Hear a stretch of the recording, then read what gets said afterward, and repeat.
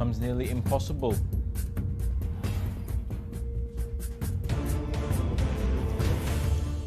Grand Ayatollah Shirazi urges women to take Sayyidah Fatima Zahra as their role model. Relentless Israeli strikes leave trail of devastation across Lebanon.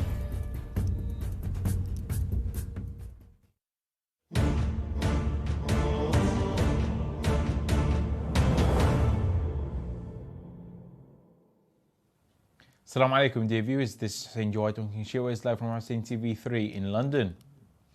The recent surge in sectarian violence in Pakistan, resulting in the martyrdom of over 80 individuals, has raised grave concerns about the ongoing genocide attempts against the Shia community.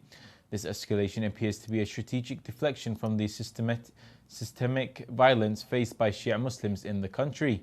More details in the following report. The violence erupted last Thursday after gunmen ambushed two civilian convoys marching at least 80 Shia individuals, including women and children.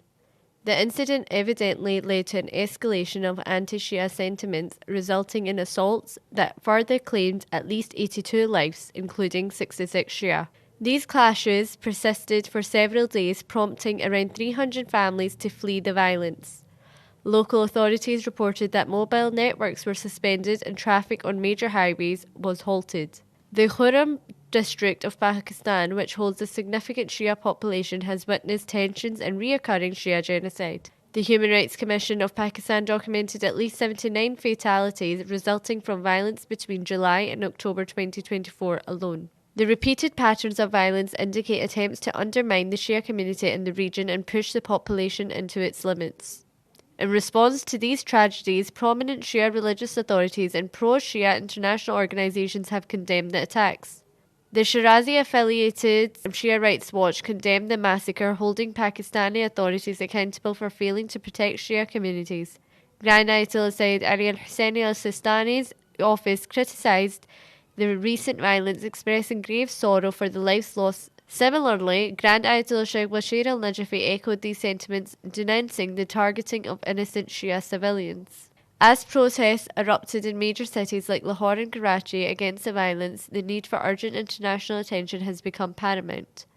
This recent escalation not only highlights the immediate threat to Shia lives, but also points to the broader systematic issues of terrorism that must be addressed to prevent further atrocities. This is Aruj Fasma for Shia Waves. Thank you for that report, Aruj Fatima. To discuss this further, we have with us Director of Shia Rights Watch, Mustafa Akhwand from Washington. Assalamu alaikum. Alaikum salam. Thank you for having me. Thank you for joining us today on Shia Waves. Given the recent surge in Shia genocide, how do you perceive the relationship between this violence and the ongoing systematic targeting of the Shia community in Pakistan? Well, the anti-Shiism in the Pakistan is not isolated, but is a part of the systematic pattern of targeting designed to isolate, marginalize, and silence the Shia communities. As you mentioned in your reports, many of the families are fleeing the region because of that, and a lot of families are losing their loved one and losing their business for that matter. We have to focus that this is not, even though we have to look at the individual reports, but we have to look at the bigger picture of the news and this structural discrimination that is happening in Pakistan.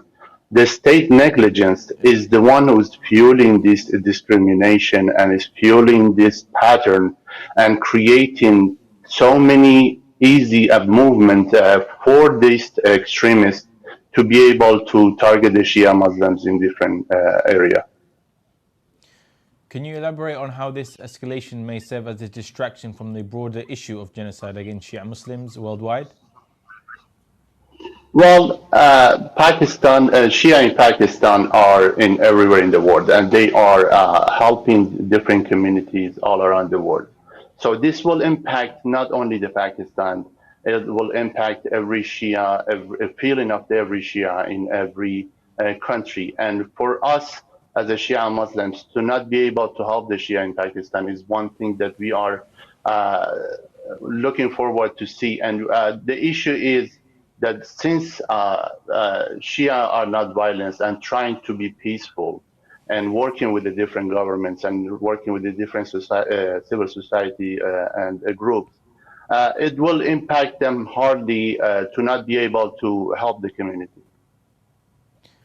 In light of the condemnation from Shia religious authorities and the international organizations, what specific actions do you believe the international community should take to address the violence and protect the rights of the Shia communities in Pakistan? Well, as the Shia communities, we have to educate ourselves about the Shias in different regions, Pakistan in particular, because we have seen a lot of killing that is happening in Pakistan.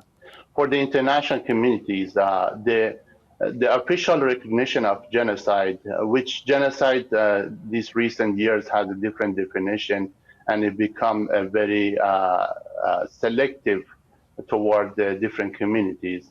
If the international community committee put their effort to recognize this genocide against the Shia Muslims, that will give leverage to the Shias to be able to work better with the different governments and obligate the governments to protect the Shia Muslims.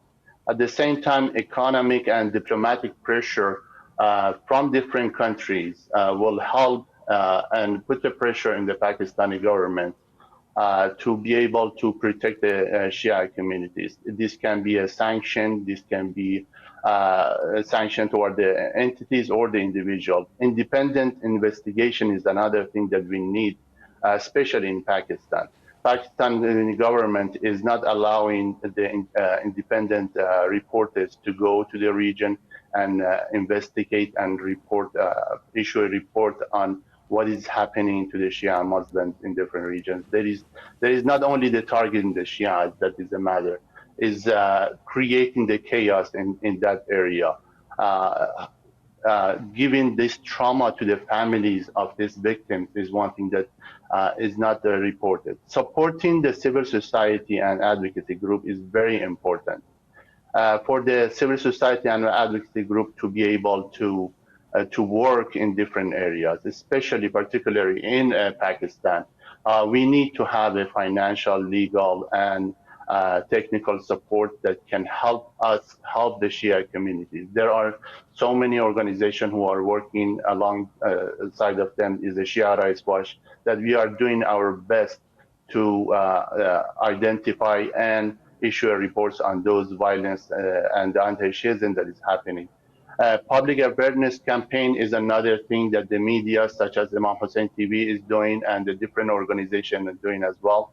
We have to educate the world of what is happening against the Shia Muslims. The anti-Shiism is something that has to be used repeatedly in different medias, in different social media.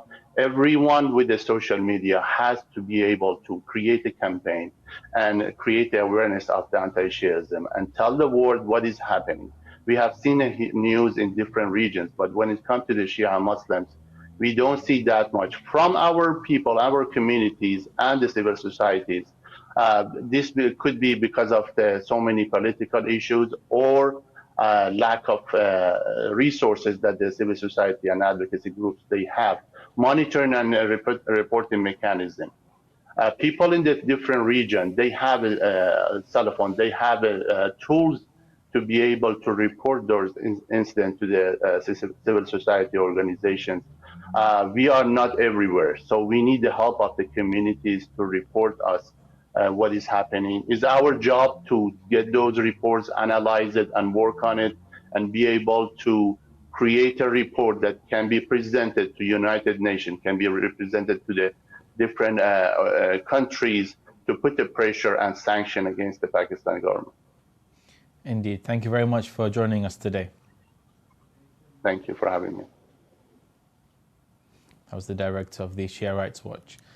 The United Nations Relief and Works Agency warned on Sunday that over 2 million displaced Palestinians in Gaza face hunger, thirst and disease, describing access to food as an impossible task for families in the besieged enclave.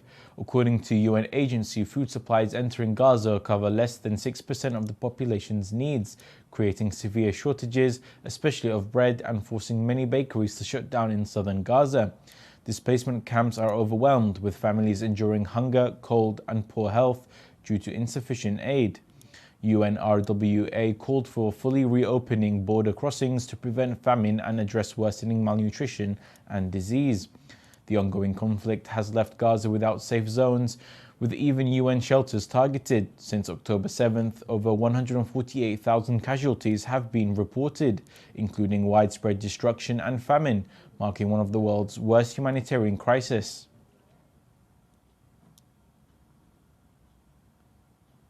The Supreme Religious Authority, Grand Ayatollah Sayyid Sadiq al-Husseini Shirazi, has called on women to take Sayyidah Fatima al-Zahra, peace be upon her, as a role model in life, emphasizing that this path leads to true happiness in this world and the hereafter. In excerpts from his book, And Their Sanctity Was Removed, shared by his official website during the Fatimiyya commemoration of Sayyidah Zahra martyrdom, the Grand Marja noted that happiness does not come from wealth, fame or status, but through patience and perseverance for the sake of God. His Eminence highlighted that women who endure life's difficulties, including marital challenges, or other hardships with the intention of seeking closeness to God, will not suffer from depression or despair. Instead, they will experience inner peace and spiritual upliftment. Grand Ayatollah Shirazi stressed that such a decision elevates a woman's spiritual life and makes her a model of patience and resilience, highlighting the exemplary role of Sayyidah Fatima al-Zahra as a symbol of piety and steadfastness in facing life's challenges. Let's take a look back at today's main headlines. Escalation of violence diverts attention from ongoing genocide in Pakistan. Access to food in Gaza becomes nearly impossible. Grand Ayatollah Shirazi urges women to take Sayyidah Fatima al-Zahra as their role model. Also, tonight, head of the World Shirazi Foundation meets Canadian Parliament representatives to address Shia community issues. Ongoing war against Lebanon has left around 3,700 dead, including over 240 children, and displaced thousands as relentless bombardments devastate homes and civilian infrastructure. More details in the following report. A dawn of terror unfolded in Beirut's Basta neighborhood on Saturday as Israeli airstrikes turned an 8-story residential building into a pile of rubble. The targeted strike on Al-Ma'mun Street, struck by 4 bunker-buster missiles, left a massive crater and sparked frantic rescue efforts amid widespread destruction. By noon, 16 bodies had been recovered, with more feared trapped beneath the debris. News reports have said another 70 injured civilians overwhelmed local hospitals, which issued urgent pleas for blood donations. Residents, many asleep at the time, were given no warning to evacuate. Among the dead was a displaced family of 10 who had sought refuge in Basta, believing it to be a safer region than their war-ravaged southern hometown. Survivors shared stories of narrow escapes, describing the terror of collapsing walls and deafening explosions. The Basta attacks is one of many in an escalating Israeli offensive. Beirut's southern suburbs and towns across southern Lebanon have faced relentless bombardment. Lebanon's economy has incurred $20 billion in losses due to this ongoing war. Lebanese Economic Minister Amin Salam announced on Tuesday, citing widespread infrastructure damage and loss of over 500,000 jobs. Amid the ongoing war on Lebanon and Gaza, the International Criminal Court (ICC) issued arrest warrants for the Israeli Prime Minister Benjamin Netanyahu, former Defense Minister Yoav Gallant, for alleged war crimes and crimes against humanity. The conflict has caused immense suffering nationwide. News reports announced the death toll has reached 3,700 people, with more than 15,500 people injured. The number of children fatalities exceeds 240 children, and alongside that, 700 women have been killed.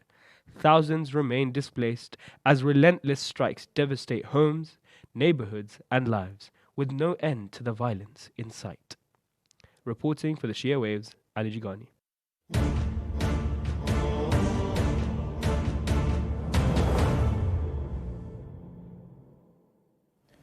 Thank you for that report, Ali Hassan Jaigani. And now we continue with some short news. The International Union of Muslim Scholars strongly criticized the US veto against a UN resolution calling for an immediate ceasefire in Gaza, labeling it as a direct support for the ongoing genocide against Palestinians. Secretary General Ali Mohammed al-Salabi urged the US to reconsider its stance, accusing it of providing political cover for Israeli aggression, calling on all global leaders and Muslim scholars to intensify efforts to end the violence and lift the blockade. The union highlighted the worsening humanitarian crisis in Gaza, where an 18-year blockade has caused severe shortages of food, water and medicine, exasperating daily suffering. The Organization of Islamic Cooperation also condemned the US veto, emphasizing its role in obstructing international peace efforts and urging Security Council reform. Since October 7, 2023, Israeli attacks on Gaza have killed over 44,000 Palestinians, injured more than 105,000 and displaced nearly 2 million people, creating one of the world's worst humanitarian crises. On World Children's Day, 22 human rights organizations called for urgent measures to shield Yemeni children from violence, forced recruitment and severe violations caused by a decade of war. The organizations highlighted grave abuses, including killings, forced conscription, and denial of humanitarian aid. They demanded international accountability mechanisms, rehabilitation of damaged schools, and reintegration of out-of-school children, prioritizing vulnerable groups. UNICEF reports over 11,500 children killed or injured since the conflicts began, while local monitors documented over 280 violations between February 2023 and September 2024. The groups also warned of worsening child malnutrition due to reduced aid and urged the inclusion of children protection in future peace talks. In a tragic incident off the coast of Madagascar, 2 boats carrying Somali migrants capsized, resulting in the deaths of 22 individuals. The boats, which were transporting a total of 70 passengers, faced difficulties in the Indian Ocean. Somali ambassador to Ethiopia and the African Union, Abdullahi Warfa, confirmed that 48 survivors were rescued by local fishermen and received medical care. The exact date of the incident remains undisclosed, but bodies were recovered on Saturday.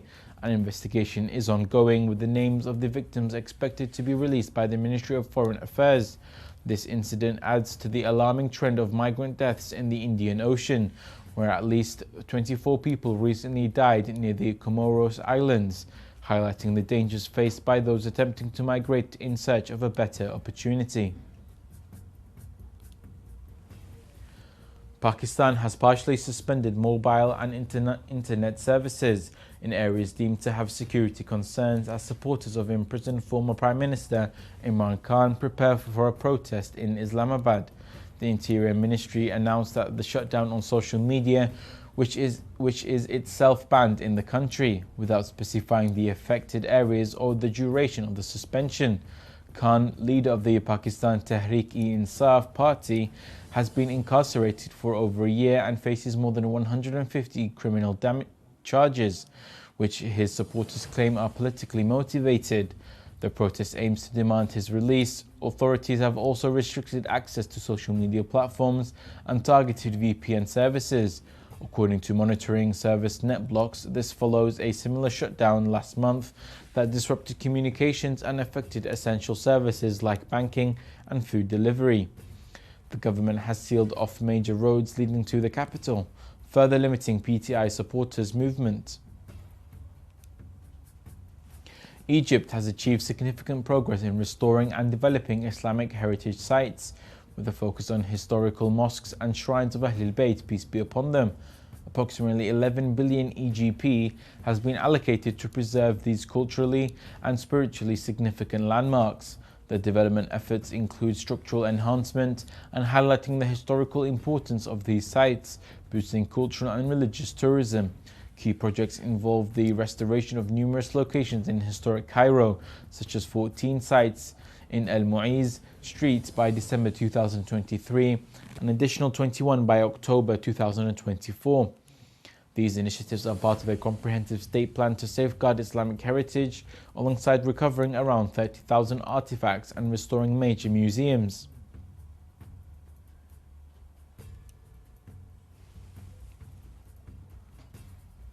A group of prominent members from the Iranian, Iraqi and Afghan communities residing in Canada, accompanied by Hujjat al-Islam wal-Muslimin Sheikh Saleh Subway, the head of the Shirazi World Foundation, visited Ottawa on Wednesday, November 20th, at the invitation of Samir Zibari, a member of the Canadian Parliament.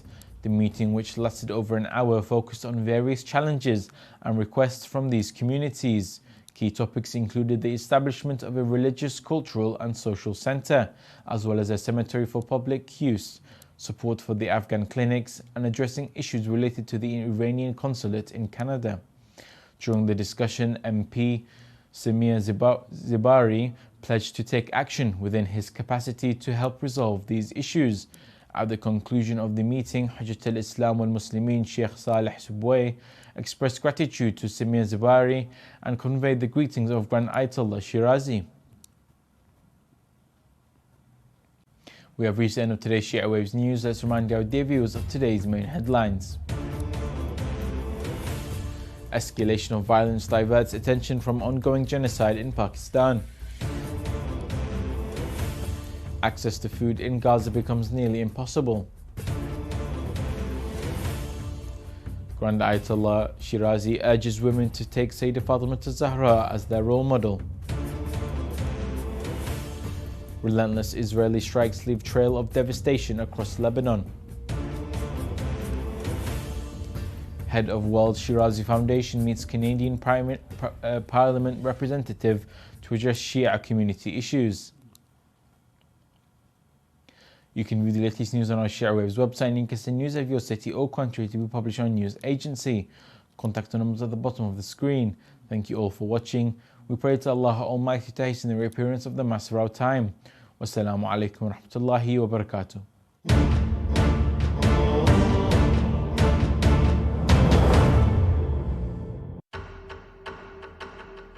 In the heart of London, Imam Hussein Media Group is on the brink of an extraordinary transformation. We are securing a new home, a sanctuary named